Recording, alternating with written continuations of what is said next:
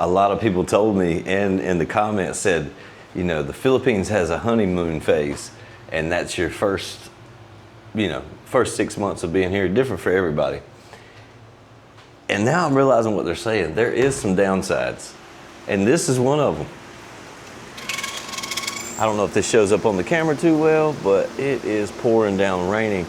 This is the second typhoon that we've had come through in, I think, 4 or 5 days.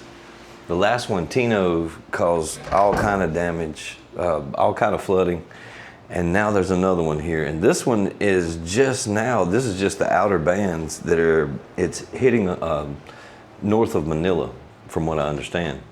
And I don't even think it's supposed to actually make landfall until later this evening. So this is just the outer bands of rain. But it's been coming down heavy, man. And the wind is outrageous. And another thing I wanted to say is we had plans this morning. We knew that the typhoon was coming, but in the weather forecast, it says it was only like a 35% chance of rain here where we're at in the Dumaguete area.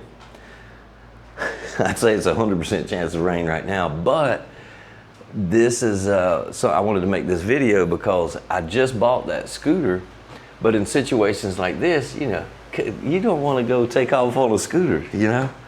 April had her son all this weekend hanging out. We had fun, but we couldn't do much because all I have is a scooter. And it's been doing this off and on the whole time. We still ended up, goodness gracious, look at that.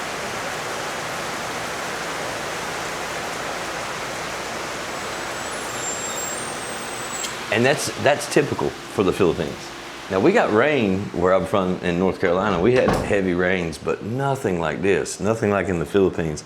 And of course it is rainy season, so it's kind of to be expected. But when this is something to be aware of if you're moving here, you know, I got a smile on my face now. But today, whenever you have plans like this, and you know you're depending on what the weather says. And just like at home, I remember the worst snow that I've ever, or in my recent memory, I guess it was about 4 or 5 years ago, we got about, and this is in Winston-Salem, so we don't get a lot of snow. If we get 4 inches of snow in a winter, you know, that's pretty cool to us. But this particular time, the biggest snow that I've seen in, I don't know, it might have been 5 years ago, but it snowed like a foot, and they literally called for a dusting. So I know the weathermen, they make mistakes too, everybody does. I can't predict the weather all the time, not accurately anyway. But whenever you've got events planned or something like that, if you want to go do some things, because you know she had her son with her this weekend, and I wanted to do something cool, you know, but the weather not permitting. And if we'd had a car or something like that, we could have drove just fine. We could have went somewhere inside, like we could have went to the mall, which we ended up doing that anyway. They have like a children's play area, but that's about it. I feel like I'm on house arrest at the moment because of the rain, and I don't have a car. So if you are coming here and you're thinking about, you know, ways to get around, a motorbike is the ticket because you can get through traffic when it's not raining. No problem, a lot faster. Probably half the time that it would take in a car. But because it rains so much, that is a great argument to have a vehicle. And it's making me think like maybe I should get a vehicle and have both. And they're inexpensive. I was looking, before I made this video, just out of curiosity, I jumped on Facebook Marketplace, which is the way to get good, accurate pricing here in the Philippines. I've found that for anything you want to buy pre-owned or even new, you can get a better idea than a simple Google search. You'll find a lot of things, but their websites is different here, and depending on if you're on, like if I'm using my US VPN, sometimes their websites won't even pop up, but I can go away from the VPN and log into the regular Philippines internet, and the websites work a lot better. But either way, it seems that you get more direct pricing off of Facebook Marketplace and get an idea of what you can obtain for whatever amount of money. And I've seen really nice I know you guys have seen those Ford Raptor trucks. Man, I love those things. The ones that's jacked up a little bit, perfect for, you know, loading up some dirt bikes. And if you need to go off-road, it's four-wheel drive. Or if you're in a flood, which is highly probable here in the Philippines, you can get through, you know, not too deep of water, but, you know, if there's a foot of water on the road, you'll be okay with one of those. Most of them come with snorkels. Pretty cool. But I've seen them priced as low, you know, 2 or 3 years old or 4 years old. You can get one for like 1.2 million, 1.3 million, and that is that much in USD.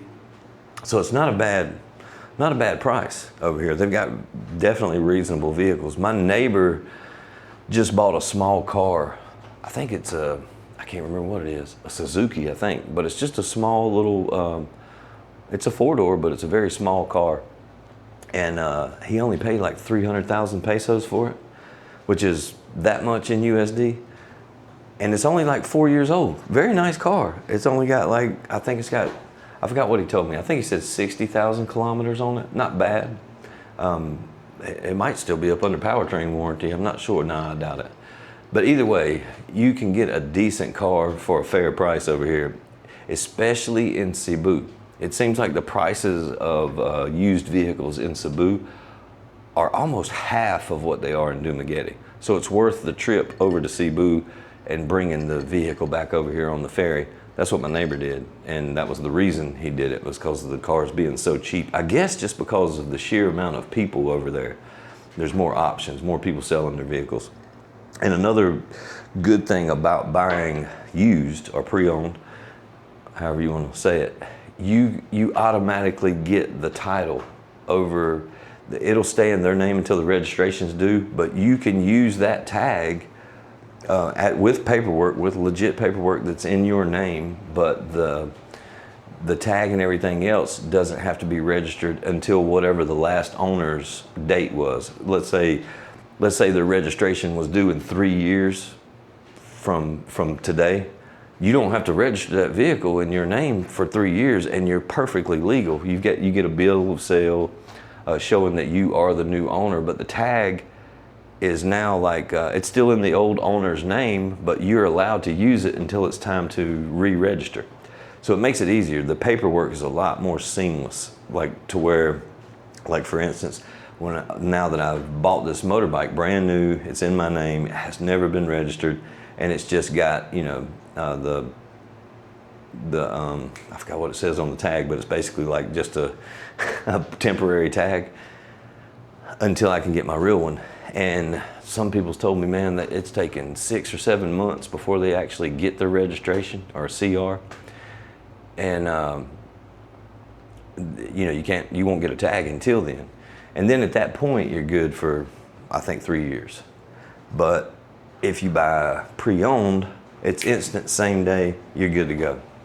And technically, from what I understand about the laws, if you go through if I went through a checkpoint right now with only having the OR, which is just like a receipt saying that I paid for it and it's gonna be in my name at some point, they can actually impound my bike. They can take it from me and I have to pay to get it out of the impound.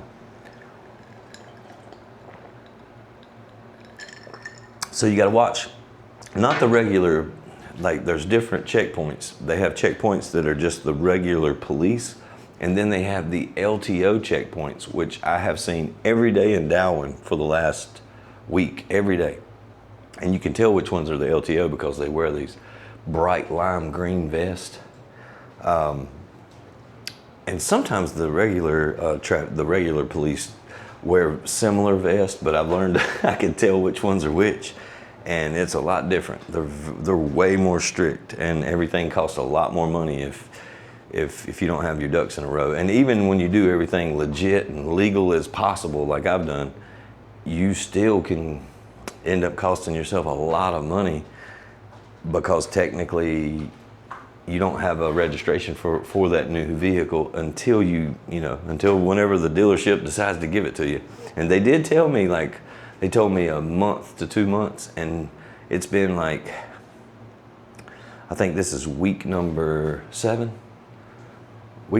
or 7, and I still haven't heard from them. I haven't called to bother them or anything, but hopefully here in the next week or two, they'll call me and say that I have the registration. But this is something, you know, to think about, and that's why I'm making the video. So if any of you guys, you know, you play this in your head when you're planning your trip over here, if you're planning your retirement, keep this in mind, because there is pros and cons. And the main pro to having a car right now is just in rainy season, if you only have a motorbike, of course you can ride in the rain if you're willing to do that, but it's very dangerous. The flash flooding, things like that, you could get stuck out there for no telling how long, or you could, you know, have an accident. But if you have a car, you can avoid all that. You still might have some trouble with some flash flooding, but at least you'll stay dry.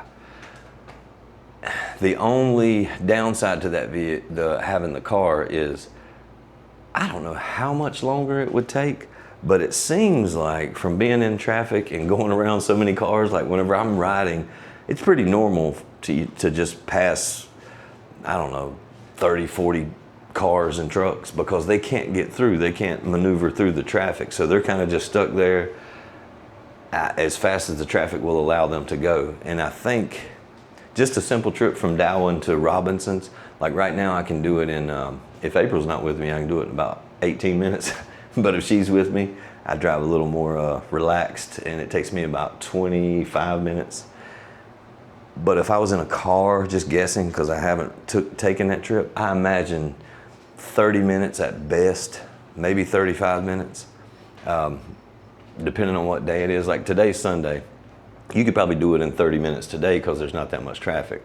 But Monday, it might even be 45 minutes in a car, which, you know, you have to weigh that out yourself of what's more important to you. Obviously, getting there fast was more important to me at the time in my mind. Now that I'm dealing with this rain, I think I need a car or a truck. Actually, I'd rather have a truck. If I'm going to buy any vehicle, you know, that I have to wait in traffic for, I'm going to make it a utility, you know, a multiple use vehicle. And a truck, you know, you got a bed. I can always load if I move to a different island or whatever reason, I could just put my scooter in the back of the truck and all of my stuff in the truck and move to wherever I want to move to. Or just traveling. If I wanted to use both the truck and the car but avoid rain, like say if this is just a for instance, if I wanted to drive to Bacola, it's about a 6-hour drive from here, or maybe longer, it depends. But I could easily load up my ADV in the back of a truck if I had one and drive to Bacola, even if it took 6 or 7 hours. But then when I got there, weather permitting, you know, I could just unload the scooter and get around town a lot easier, and just leave the truck parked at whatever Airbnb or whatever rental place that I got, the hotel. Wouldn't really matter. So that's something to keep in mind. It might be overkill, but you know, I'm in retirement, I'm enjoying myself, and my expenses is low enough to where I can afford to do something like that. It would be better if I had a scooter and a dirt bike in the back. That way I've got all the vehicles covered for whatever I want to do. And I've been looking, this is something kind of off topic, but I was looking up motocross trails. Well, I shouldn't say motocross, just basically off-road ADV or off-road trails for four-wheelers, trucks. And there is a slew of them on this island of Negros Oriental. And I guess every island. There's a bunch in Cebu. There's even tours like where you can do these, you can rent a four-wheeler and go, you know, of course you're with a group, but they take you through these trail rides. Even the Honda dealership had some kind of, I seen it on Facebook, they had some kind of big trail ride that started all the way down in Zambugeti and went to Cebu Land, which is, I don't know how long it took through the woods, but it was, you know, the pictures that I seen, it looked pretty fun. They had some hills and some rough terrain, some smooth terrain, some mud, you know, rocks. It looked pretty cool, like for an enduro type of a ride. So that's something I'm getting ready to start looking into because I want to do those things. But looking into those things makes me realize, like, you know, I need a truck, because the kind of dirt bike that I would want to get, as an enduro bike, I like there's a bunch of them that I like, but the one I'm looking at is probably going to be a KTM. I like the Yamaha, the two-stroke Yamaha too, the one that they've got for trail riding. I forgot what it's called, the X. I think it's a YZX, pretty sure. It's nice, man, with an electric starter.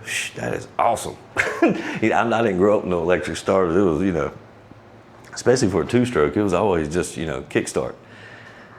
And I don't know how I feel about not having a Kickstarter on there, but you can install one, because a lot of the ones that have the electric start don't even come with the Kickstarter, which I would feel more, even if I never have to use it, I would like to have it just in case my starter goes out in the middle of the woods. I don't know. I know that that's possible. I would install that myself if I needed to. But these are the things that I'm thinking. I just wanted to tell you guys. And if there's a group of guys that's already doing this in the Philippines and you see this video, please get in touch with me, because I would like to tag along and find some of these trails. I know y'all know some hidden gems out there. And if I find some, I'll definitely let you guys know. You know, I thought about putting together a group of like-minded people to start doing some of those kind of trail rides. I don't even own the dirt bike yet, but this is something I really, really want to do. And you can see more of nature. Like when you're on a dirt bike and you're riding through these trails, even if you're making a trail, we can take machetes and make our own trails as long as it's allowed in that area on that piece of land or whatever it is. I'm not sure how the rules go here, but that would be fun. That would be something really cool, man. And because I've got this channel now, maybe I can organize something cool for all of us, even if it's just a small group of guys, 5 or 6. But it would be cool if we ended up like 20, because it's always safer. The more people you have like that, it's always going to be safer, because if something happens, you got people to help you out. Or if your bike breaks, you know, if there's enough of us, we can fix it on the spot if we have to. Ingenuity. We put some stuff together with coconuts if we have to. But anyway, just wanted to make this video basically because I'm stuck in the house bored. April that was another thing, man. She ended up having to take the bus to take her son to his father's, because, you know, 3 of us riding the bike in the rain, that wouldn't be good, especially for a child. It ain't safe. And that, you know, frustrated me a little bit. Not really frustrated me, but I just wish that we could have at least taken him to do something before that. But anyway, I guess that's it for this one. You guys hit me up in the comments, let me know what you think. But for now, I'm out.